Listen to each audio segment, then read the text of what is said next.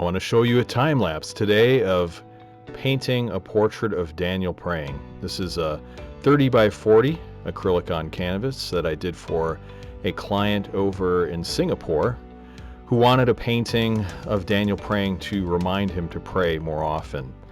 And I started with a white canvas, and I'm using the acrylic glazing technique, adding several layers of translucent paint. So it's a little bit of acrylic mixed with a larger amount of clear matte medium, and I add layer upon layer upon layer, and starting with putting in a toning layer that I wipe away to expose some highlights. And now I'm adding some skin tones, starting with colors like raw umber dark, alizarin crimson, raw sienna, and I work into the clothing using colors like ultramarine blue, raw umber dark, and it develops kind of a grayish tint. Going into the background, some similar colors, but with the addition of raw sienna and a little bit of alizarin crimson and burnt sienna. That adds the warmth. As we're imagining, Daniel is praying in his room. This is back during the ancient kingdom of Persia, when Daniel was taken as a prisoner as a Judean exile from the land of Judah, and he was part of the government of Persia, but there were people who had some issues with him. They didn't like him very much. They were jealous, and they had the king make a law that people are only supposed to pray to the king for a certain amount of time. But Daniel disobeyed that law because he obeyed a higher law, which was he wanted to continue to worship his God and pray to his God. So he prayed in front of the window, unashamed, and he was arrested. And you've probably heard of the story of Daniel in the lion's den. This would be the illustration of him praying prior to that arrest. And we all know that story, that it ended up well with Daniel. The angels shut the lion's mouth, and he prevailed over his enemies. But here I'm adding more and more layers, working on a carpet that he is kneeling upon. I'd imagine he'd have like a Persian carpet. Obviously, they're very well known in that kingdom, even to this day, for fine embroidery. We're adding more layers to the background. You can see the colors developing little by little. I added some warmth around the area where there's a torch, and you notice that I'm leaving it darker on the right hand side and a little lighter on the area around the torch, because that's one of the main light sources. Probably the primary light source would be the light coming from the window, and then the torch is a secondary backlit source that illuminates the backside of Daniel.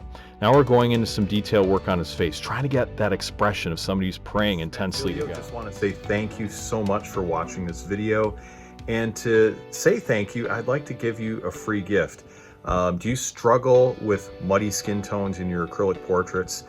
Many artists do. It's something that's very, very difficult for a lot of artists to get a hang of. I know I struggled with it when I first started portrait painting, but I developed a system for overcoming muddy skin tones. I'd like to share that with you in a free PDF downloadable guide called Fix Muddy Skin Tones in Your Acrylic Portrait. You can download that right now in the description of this video, and also in the top comment I'll have a link. Click the link and it'll take you to a page where you can enter your email address, and then I'll get that PDF downloadable guide right to you. You can print it off, set it next to your easel when you're painting. It's got several pages of tips and strategies for overcoming muddy skin tones and even preventing them in the first place. So go ahead and check that out. Download that guide. My gift to you, just to say thank you for watching this video. All right, now back to the video. Continue with some highlights on his face using titanium white, a little bit of Indian yellow, and pyro orange. There's some very intense colors that I just enjoy. We're working in some shadows using raw umber dark, ultramarine blue, and a bit of alizarin crimson. And we kind of alternate between those darker values, the highlights and midtones, working highlights into his beard, back into his face again, just developing more and more of that sense of volume. Because it's a very interesting light source with his head tipped back, and the light's hitting the bottom side of his nose and his eye. And so it's a little bit different than the usual lighting scenario. Now we're working on some shadows on his arm, ultramarine blue, raw sienna, and maybe just a bit of raw umber dark, and now some titanium white added to the mix to continue developing some of these tones. Primarily raw umber dark and ultramarine blue to get those darker values, but a little bit of raw sienna and Indian yellow and just a bit of phthalo blue added to give us a slightly greenish tint to his clothing. And so I'm trying to replicate what I see in the reference photo. I modeled for that original reference photo, just putting on some biblical clothing and basically posing as if I'm praying in front of a window. So you can see that reference photo on my Kindle that's being suspended next to the canvas.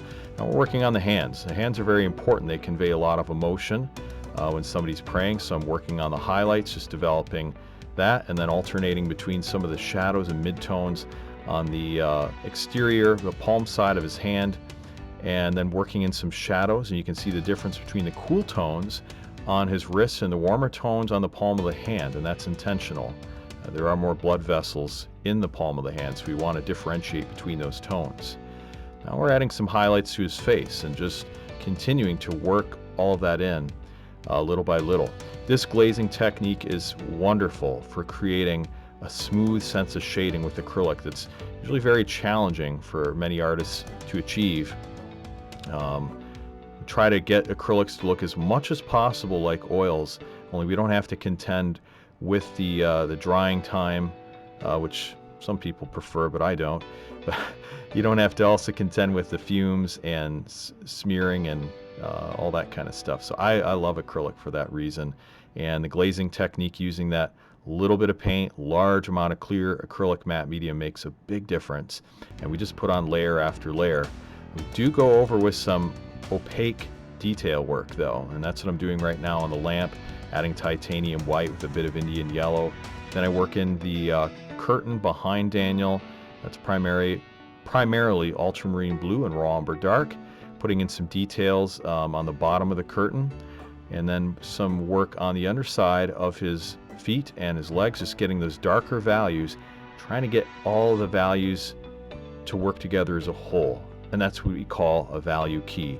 So when you have your darkest values reiterated by other darker values where you'd expect to find them within the painting, that makes for an accurate value key. It really helps everything to stand out. You can see that I worked some areas back into his hair with the same color I mixed that I was using on his feet and clothing. Right now I'm doing a little more work on the background, the stones, trying to get some effects of this looking like actual block stones that would be in place. And I'd imagine that's the kind of structures they would have had in those times, mostly stone buildings, and putting in some detail work there. And that's very important. Just kind of skipping around using some warmer colors because, you know, the light is shining through the windows. Now I looked up a couple of references on my Kindle while I was painting, trying to get the idea of a Persian courtyard, and then putting in some of the faded colors there. Well, here's the finished painting. Thank you so much for watching. I really enjoyed this. This is called The Fire of Fervent Prayer, 30 by 40 acrylic on canvas. Thank you for watching. God bless you in all of your painting endeavors, and keep in touch.